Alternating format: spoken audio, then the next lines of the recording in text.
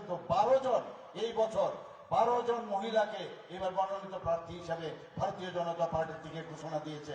বন্ধুগণ, এর জন্য একটা হাততালি তো নিশ্চয়ই হওয়া উচিত, বড় একটা হাততালি হওয়া উচিত। কোনোদিন আর কোনো পার্টি আজ পর্যন্ত ত্রিপুরাতে করেনি। আমরা বন্ধুগণ, এর মধ্যে সরকারি কর্মচারীদের কিভাবে ওদেরকে দাবিয়ে রাখা হয়েছিল, সেখানে আমরা 7th পে কমিশন আমরা আমাদের ভিশন ডকুমেন্টে বলেছিলাম, সেটা আমরা করেছি।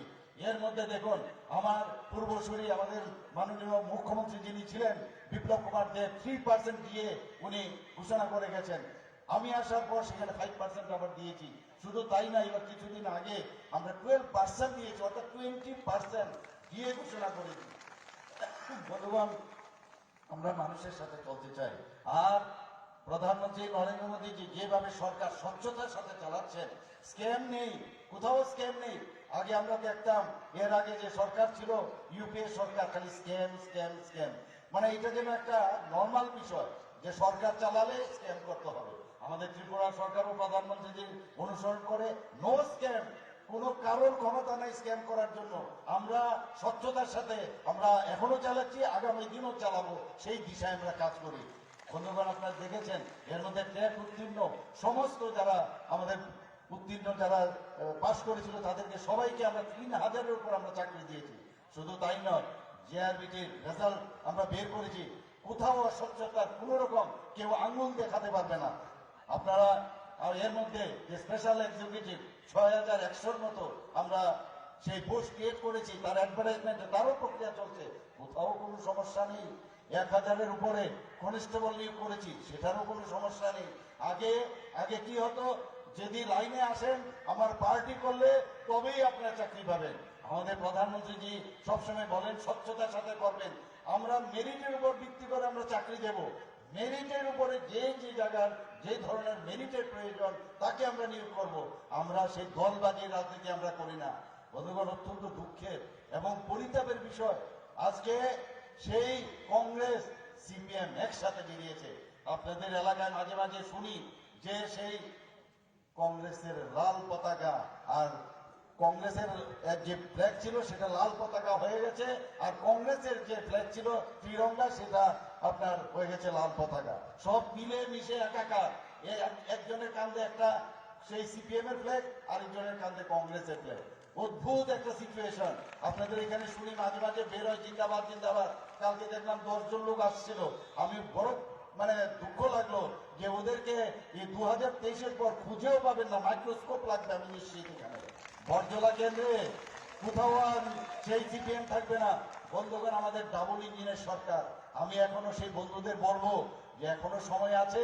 সেই ডাবল ইঞ্জিনের সরকারের আমাদের যিনি চালক তিনি হচ্ছেন প্রধানমন্ত্রী নরেন্দ্র মোদীজি, এবং ত্রিপুরা সরকারের আমরা আরেকটা ইঞ্জিন, এবং তার বগিগুলো এখনো খালি আছে।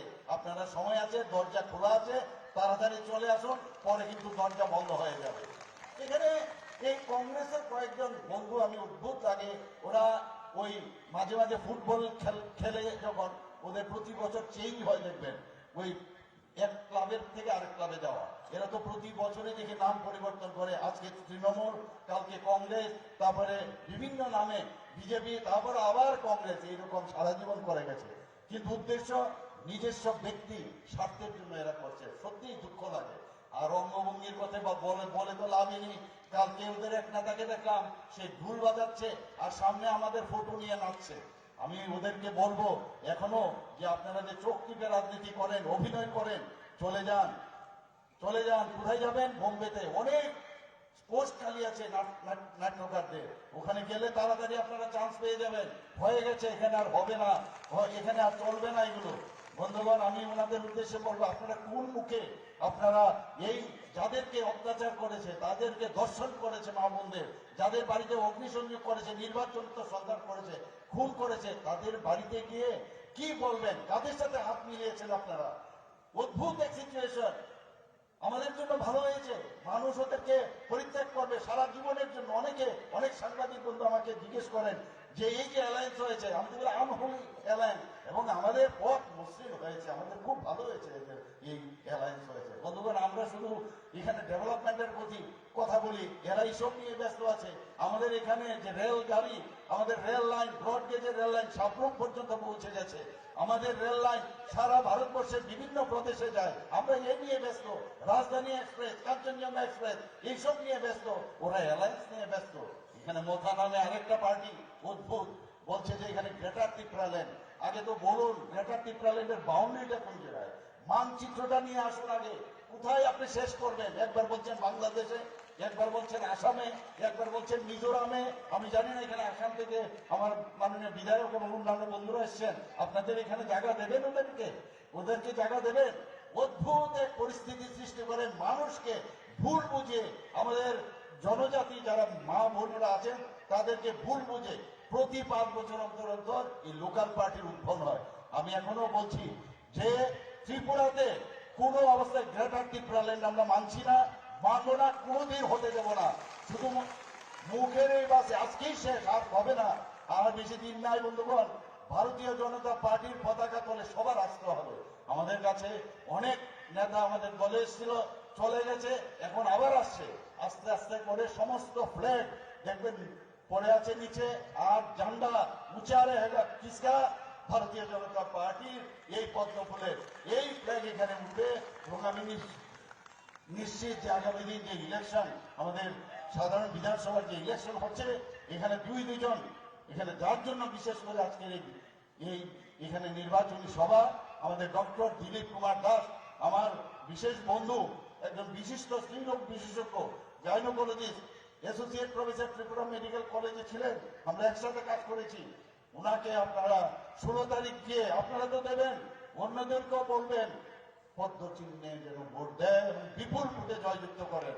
এখানে যারা যারা বামুটিয়া থেকে এখানে এসছেন, বা আপনারা যারা বন্ধু বান্ধবরা আছেন, বামুটিয়া গিয়ে বলবেন যে আমাদের ভারতীয় জনতা পার্টি যিনি এখানে এবার মনোনীত প্রার্থী, আমাদের বিধায়ক কৃষ্ণবাবুকেও, কৃষ্ণধন দাসকেও যেন বিপুল ভোটে জয়যুক্ত করে আমরা আমাদের শ্রদ্ধেয় রাজনাথ সিং থেকে শুরু করে, কেন্দ্রীয় মন্ত্রী থেকে শুরু করে সমস্ত আমাদের প্রধানমন্ত্রীকে আমরা ভেট করতে পারি।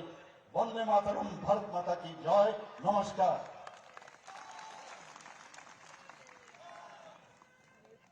অসংখ্য ধন্যবাদ এই রাজ্যের মাননীয় মুখ্যমন্ত্রী প্রফেসর ডক্টর মানিক সাহা মহোদয়কে। একটি বিশেষ সংবাদ রয়েছে।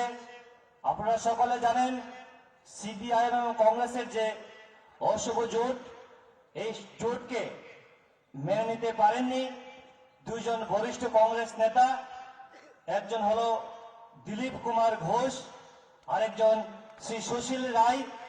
উনি আজ কংগ্রেসের সমস্ত পদ থেকে এবং কংগ্রেস থেকে ত্যাগ করে ভারতের প্রতিরক্ষা মন্ত্রী আদরণীয় শ্রী রাজনাথ সিংজির হাত ধরে ভারতীয় জনতা পার্টিতে যোগদান করছেন।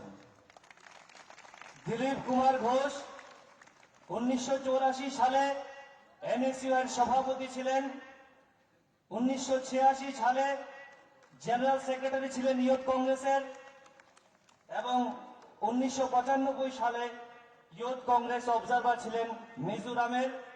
প্রদেশ কংগ্রেস কমিটির সদস্য, প্রদেশ কংগ্রেস কমিটির ওবিসি চেয়ারম্যান, এবং 2018 সালে মোহনপুর থেকে কংগ্রেসের ক্যান্ডিডেট ছিলেন সে দিলীপ কুমার ঘোষ আজ বিশ্বের সর্ববৃহৎ রাজনৈতিক দল ভারতীয় জনতা পার্টিতে সামিল হচ্ছেন।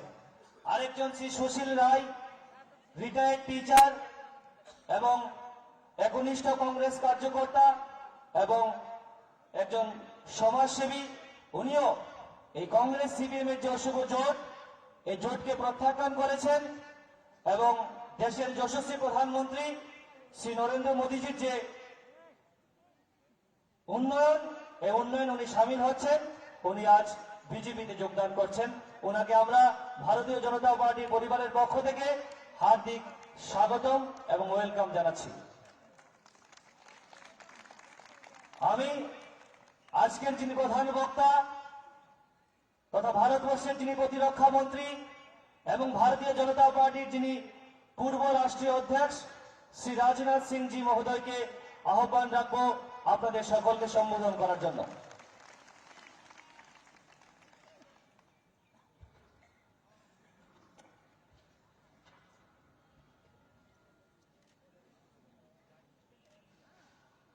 त्रिपुरा राज्य की डायनेमिक चीफ मिनिस्टर, निहायत सज्जन चीफ मिनिस्टर,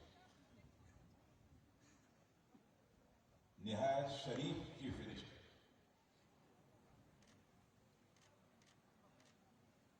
और जो कहते हैं वो करने वाले चीफ मिनिस्टर।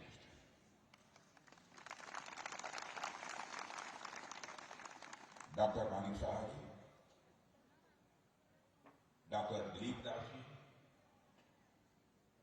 जो आपके विधायक भी रहे हैं और इस बार भी आपके प्रत्याशी श्री कृष्णधन दास जी एमएलए।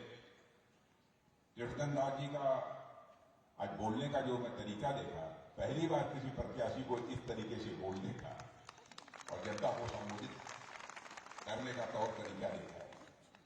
नवेंदु भट्टाचार्य, श्री मुकुल राय, श्री असित राय, श्री विजय कुमार गुप्ता, श्री कुशिल राय एमएलए असम, और इस सभा में मौजूद मेरे सभी सम्मानित बहनों एवं भाइयों। बहनों भाइयों, मैं कल से इस त्रिपुरा में मेरा पहली बार आना नहीं हुआ है, बल्कि पिछले 20 वर्षों से लगातार मैं त्रिपुरा में आ रहा हूं। त्रिपुरा के सभी अधिकांश क्षेत्रों में जाना मेरा हुआ है, लेकिन भारतीय जनता पार्टी की सरकार बनने के बाद जब मैं त्रिपुरा आया, यह त्रिपुरा मुझे कुछ बदला सा लगता है। आज के कई वर्षों पहले जब मैं त्रिपुरा में आया था, तो ग्रामीण क्षेत्रों में चले जाइए तो लोगों को बिजली नहीं मिलती थी। गांव में यदि बिजली थी तो लोगों के घरों में बिजली नहीं थी। सड़कें थी टूटी फूटी थी, कहीं सड़कों में गड्ढे तो कहीं ऐसा भी लगता था कि गड्ढों में सड़कें। अजीबोगरीब हालात थे। बिजली के बारे में गांव की बात तो छोड़िए, अगरतला में भी बिजली कभी आती थी कभी चली जाती। वह त्रिपुरा भी मैंने देखा है। और कल जब मैं त्रिपुरा की सड़कों से मैं गुजर रहा था, डॉक्टर मानिक साहब जी भी हमारे साथ थे। यहां की सफाई, यहां के सड़कों को देखने के बाद मैंने कहा कि मानिक साहब जी, त्रिपुरा मुझे अब बदला बदला सा लग रहा है। लगता है कोई अच्छी गवर्नमेंट अब त्रिपुरा में आ गई है।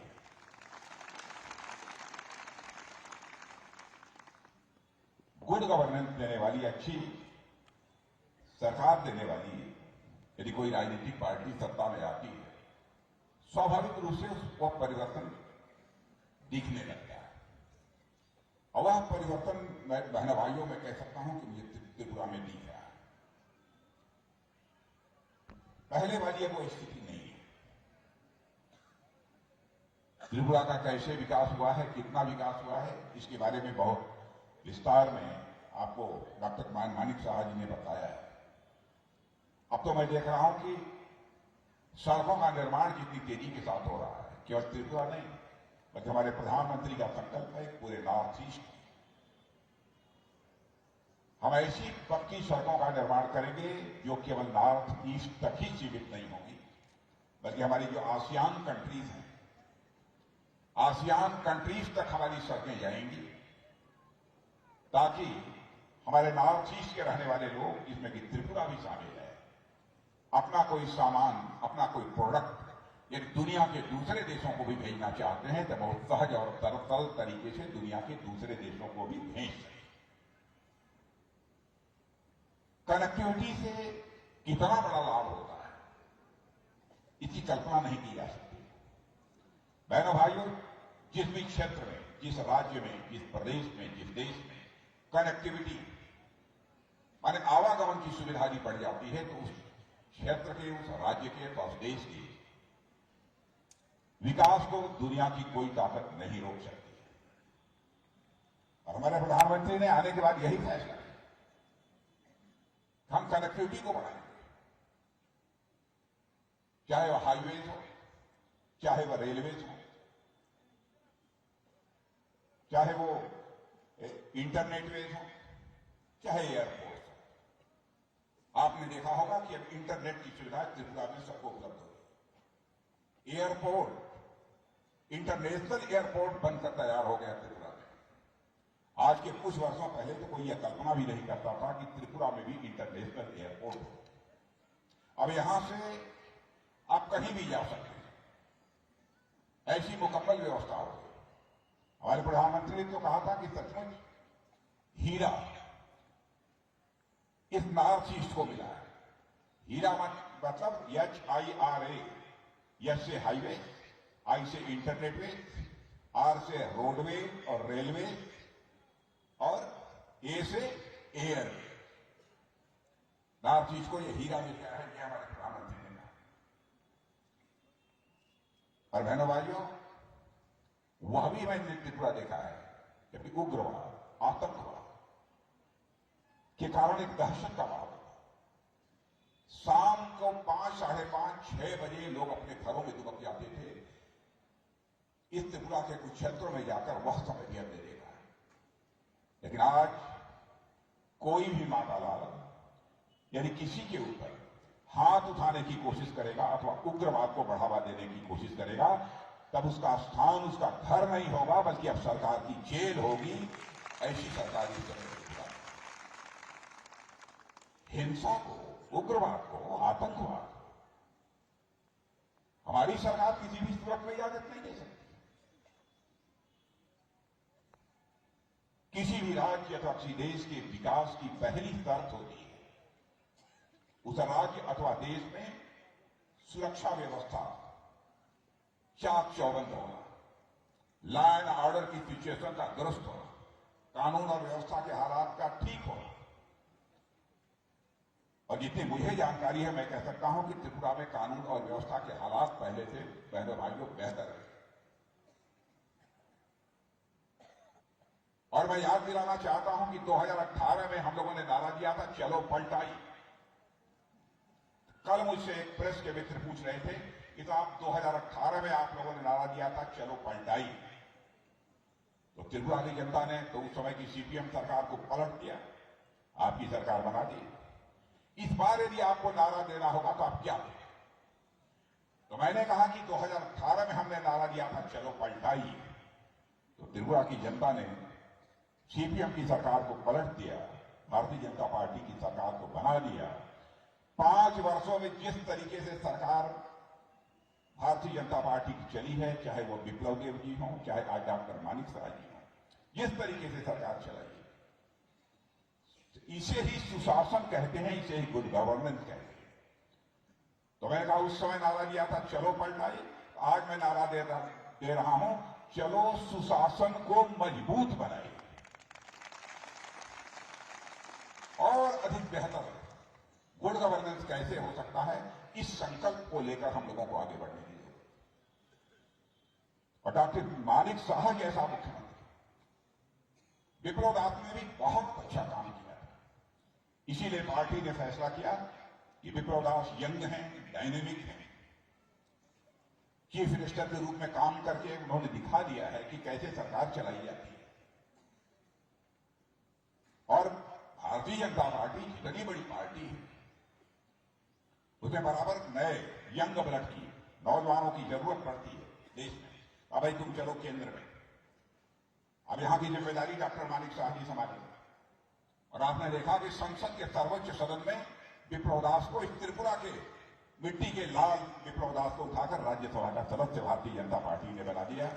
और यहां के शासन की बात दो, डॉक्टर मानिक साह जैसे निहायत सज्जन, शरीफ, पढ़े लिखे, डूअर करने वाले व्यक्ति के हाथों में शासन की बागडोर सौंप। दूसरी राजनीतिक पार्टियों में इतने सहज और सरल तरीके से संभव नहीं। दूसरी राजनीतिक पार्टी में ये करना हो तो वह पार्टी टूट जाएगी, खंड खंड हो जाएगी। आपने देखा यहां पर CPM का एक बार मुख्यमंत्री बन गया तो बन गया, उसको बदलना किसी के पास का नहीं होता। भारतीय जनता पार्टी हिंदुस्तान की अनुशासित पार्टी, डिसिप्लिन पार्टी, इसलिए यह संभव। और हमारी गवर्नमेंट ने क्या किया है देश में, त्रिपुरा के लिए क्या किया है, यानी त्रिपुरा के लिए अथवा देश के लिए हमारी सरकार ने, हमारे प्रधानमंत्री ने किया है। हमने आपके ऊपर कोई एहसान नहीं किया है, यह हमारा फर्ज था। आपने यह जिम्मेदारी हम लोगों के कंधों पर दी थी सरकार बनाने की। हम उस फर्ज को पूरा कर रहे हैं। आपके प्रति शासन में होने के कारण जो हमारी जिम्मेदारी बनती है, उस जिम्मेदारी का हम निर्वाह कर रहे हैं। हमने कोई एहसान नहीं किया आपको। आज हिंदुस्तान का कोई व्यक्ति नहीं कह सकता है कि उसकी भूख के कारण मौत हो गई। 2014 से पहले समाचार पत्रों में इस प्रकार की भी घटनाएं सुनने को मिलती थी। भोजन न मिलने के कारण फला परिवार के 4 लोगों ने दम तोड़ दिया। बहनों भाइयों, अब एक भी घटना हिंदुस्तान में ऐसी आपको सुनने को अथवा देखने को नहीं मिलेगी। इतना बड़ा देश, जनसंख्या में दुनिया का सबसे बड़ा देश होने जा रहा है हमारा यह भारत। 80 करोड़ लोगों को मुफ्त राशन दुनिया में ही कहीं मुहैया कराया जा रहा है, तब केवल और केवल हमारे और आपके देश भारत में मुहैया कराया जा रहा है।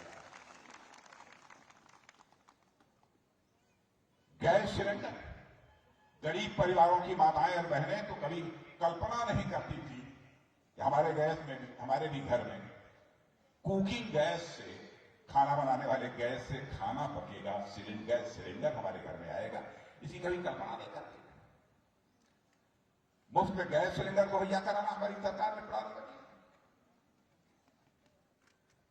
कई ऐसे आवास, बड़ी संख्या में लोग इसी अगरतला में चले जाते आप, तो अगरतला में बहुत सारे ऐसे लोग थे कि छोटे छोटे टेंट लगाकर, मैंने बिल्कुल बोरे से, गंदे कपड़ों से बनाकर लोग सड़कों के किनारे पड़े रहते। हमारी सरकार ने फैसला किया, जो भारत का नागरिक है, जो भारत माता की कोख से ही पैदा हुआ है, अब वो खुले आसमान के नीचे नहीं सोएगा, बल्कि सरकार उसके लिए पक्का मकान मुहैया कराएगी। और यह काम करनारी की सरकार ने हिंदुस्तान में प्रारंभ किया है, तो हमारी सरकार ने। यह हमारी सब कुछ छोटी मोटी उपलब्धियां नहीं है मेरे बहन भाई। भारतीय जनता पार्टी के चरित्र को आप समझते थे, इसीलिए 2018 के पहले जो भारतीय जनता पार्टी यहां जीरो थी, उसको 2018 में उस भारतीय जनता पार्टी को आपने हीरो बना दिया। सरकार चलाने के तरीके का प्रश्न जहां तक है, गवर्नेंस, यह मैं नहीं कह रहा। हिंदुस्तान की बहुत सारी ऐसी, दुनिया की बहुत सारी ऐसी एजेंसी हैं, इंटरनेशनल एजेंसीज हैं, जो कि भिन्न भिन्न देशों में जो सरकारें चल रही हैं, वह सरकारें कैसी चल रही हैं, कैसा परफॉर्म कर रही हैं, इसका मूल्यांकन करती है। तो वह इंटरनेशनल एजेंसीज ने जो मूल्यांकन किया है, उस मूल्यांकन के आधार पर यह कहा है कि हिंदुस्तान में जितनी भी राजनीतिक पार्टियां हैं, उनमें सबसे बेहतर सरकार चलाने वाली, यानी गुड गवर्नेंस देने वाली यदि कोई पॉलिटिकल पार्टी है, तो हमारी और आपकी पार्टी है, भारतीय जनता पार्टी है। यह मैं नहीं कह रहा हूं, बल्कि उन्हें एजेंसियों ने कहा। यह हमारी पार्टी ऐसी पार्टी। मैं उदाहरण देना चाहूं तो कई दे सकता हूं। आप यहां पर आपने बहुत सरकारों की, सीपीएम सरकार भी देख लिया, कांग्रेस की सरकार भी देख लिया, ये कैसी सरकारें चलाती और हम कैसी सरकारें चलाते। अब है ना भाइयों, यहां तक सीपीएम और कांग्रेस का सवाल है। अब दोनों ने मान लिया है हम अकेले भारतीय जनता पार्टी को नहीं हरा सकते, इसलिए दोनों अब एक दूसरे से हाथ मिलाकर, कंधे से कंधा मिलाकर और चुनाव लड़ना चाहते हैं। लेकिन दोनों कैसी पार्टियां हैं, कितना मिलकर चलेंगी, कब तक चलेंगी, इस बात की कोई गारंटी नहीं। कब तक चलेगी? मैं तो कहता हूं कि एक बांसी है, एक पार्टी बांसी है और एक सितारा है। बांसी यानी बंसी, सितारा माने सितार। एक बांसी ऐसी है जिसमें कई छेद हो गए हैं, राग निकलने की बात तो दूर, अब उसमें आवाज भी नहीं। एक सितारा तो ऐसा हो गया है कि जिसके तार ही टूट गए हैं, अब उसमें भी राग की बात तो दूर, आवाज निकलना संभव नहीं है। ये हालत हो गई है। सीपीएम और कांग्रेस की। अब वो भारतीय जनता पार्टी को हराने के लिए जनता की आंखों में धूल झोंक, यहां के हमारे सरकारी कर्मचारियों को कहते हैं हमारी सरकार आ जाएगी तो हम आपको ओल्ड पेंशन स्कीम, पुरानी पेंशन स्कीम हम लागू करेंगे। मैं सीपीएम के लोगों से पूछना चाहता हूं, केरल में आपकी सरकार है, आपने केरल में ओल्ड पेंशन स्कीम क्यों नहीं लागू किया है? सच्चाई यह है कि हेल्दी पॉलिटिक्स, स्वस्थ राजनीति से कहते हैं जनता की आंखों में धूल झोंक कर जो राजनीति नहीं है। और बहनों भाइयों, स्वस्थ राजनीति वह होती है जो कि जनता में की आंखों में धूल झोंक कर नहीं की जानी चाहिए, बल्कि जनता की आंखों में आंख डालकर राजनीति जो की जाती है वही जो है हेल्दी पॉलिटिक्स होती है, वही स्वस्थ राजनीति होती है, वही राजनीति की जानी चाहिए। आज तमाशा बना दिया है। इसलिए मैं आप सभी लोगों से अपील करने आया हूं कि हमारी पार्टी केंद्र में काम कर रही है, उसके भी कामकाज को देखा है। सारी दुनिया में भारत की प्रतिष्ठा बढ़ी है, भारत की इज्जत सारी दुनिया में बढ़ी। पहले भारत को लोग मानते थे भारत का प्योर देश है, सारी दुनिया यह मानती है कि भारत अब दुनिया का ताकतवर देश बन चुका है, सारी दुनिया मानती है। आपने देखा पाकिस्तान के कुछ आतंकवादी भारत में घुस आए, हमारे सेना के जवानों पर छुपकर कायराना हमला किया, हमारे कुछ जवान शहीद हुए। उसके बाद हमारे प्रधानमंत्री ने हम 2-3 लोगों को बुलाकर मिनटों में फैसला कर दिया, और उसके बाद हमारे सेना के जवान पाकिस्तान की धरती पर जाकर आतंकवादियों का सफाया करने में पूरी तरह से कामयाब रहे। और हमने सारे विश्व को संदेश दिया, सारे विश्व को संदेश दे दिया कि हमारे अंदर इतनी ताकत है कि हम इस पार भी मार सकते हैं, और जरूरत पड़ी तो हम उस पार भी जाकर मार सकते हैं। यह भारत के अंदर है।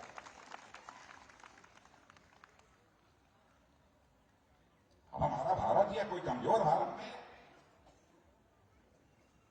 भारत का कदम दुनिया में बहुत ही ऊंचा हो गया है। रूस और यूक्रेन की लड़ाई चल रही है, आपको जानकर आश्चर्य होगा, यूक्रेन में हमारे हजारों बच्चे भारत के रहने वाले जो मेडिकल इंजीनियरिंग की शिक्षा प्राप्त कर रहे हैं यूक्रेन में, वहां से वो निकलना चाहते थे क्योंकि वहां पर बमबारी हो रही, बड़ी संख्या में लोग मारे जा रहे। और यहां जो उनके माता पिता थे भारत में, वो कहते थे प्रधानमंत्री जी जल्दी से हमारे बच्चों को यूक्रेन से बाहर निकालिए। सवाल यह था बमबाजी बंद हो तब ना। मेरे भाइयों, हमारे प्रधानमंत्री ने टेलीफोन उठाया, रूस के राष्ट्रपति पुतिन से भी बात की, यूक्रेन के राष्ट्रपति जेलेंस्की से भी बात की, जरूरत पड़ी तो अमेरिका के राष्ट्रपति बाइडेन से भी बात की। 4.5 घंटे के लिए युद्ध रुक गया और हमारे लगभग 22-23 हजार यहां के नौजवान यूक्रेन से आए। यह भारत, दुनिया अब धीरे धीरे भारत को एक शक्तिशाली देश, ताकतवर देश, और कभी यह भारत विश्व का नेतृत्व कर सकता है, विश्व गुरु के पद पर फिर से भारत बैठ सकता है। यह विश्वास सारी दुनिया में लोगों के अंदर पैदा हो रहा है।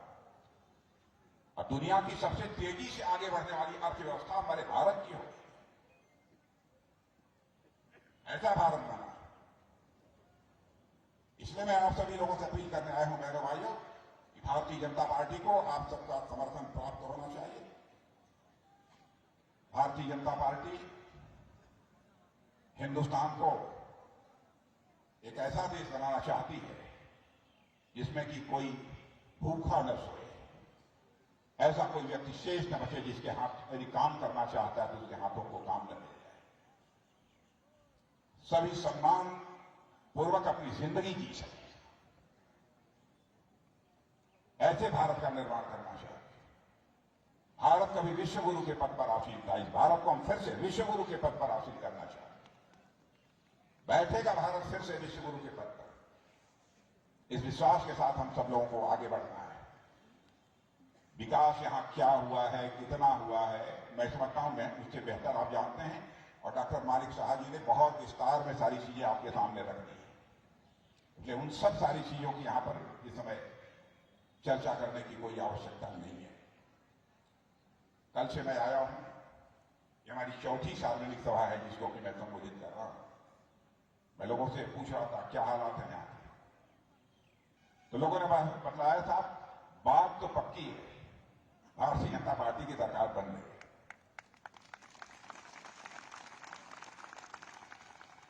कुछ अपने प्रेस के मित्रों से भी पूछा, वो लोग भी मिले, कहा साहब चिंता मत करिए, दुविधा नहीं है, भारतीय जनता पार्टी की सरकार बन रही है, पक्का है। मैंने कहा कितना मिलेगा? कहा इतना मानकर चलिए कि पिछली बार जितना मिला था उससे कहीं ज्यादा मिलने जा रहा है।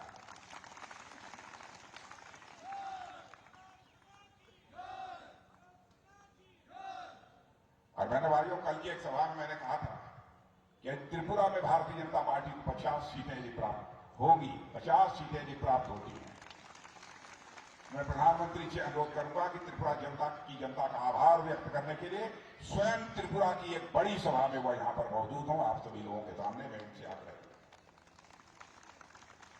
इसलिए इस अवसर पर इससे ज्यादा कुछ न कहते हुए मैं पुनः आप सबको धन्यवाद देता हूं और मैं आश्वस्त हूं कि हमारे जो भी प्रत्याशी यहां पर मंच पर विराजमान हैं, डॉक्टर साहब, डॉक्टर हमारे दिलीप दास जी और श्री कृष्णधन दास जी, दोनों अच्छे वक्ता हैं, मैंने देखा है।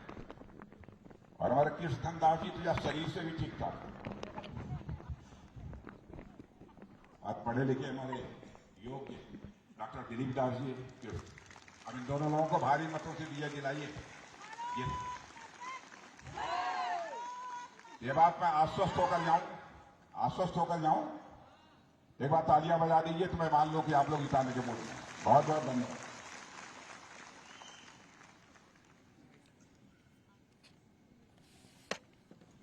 भारत माता की, भारत माता की, भारत माता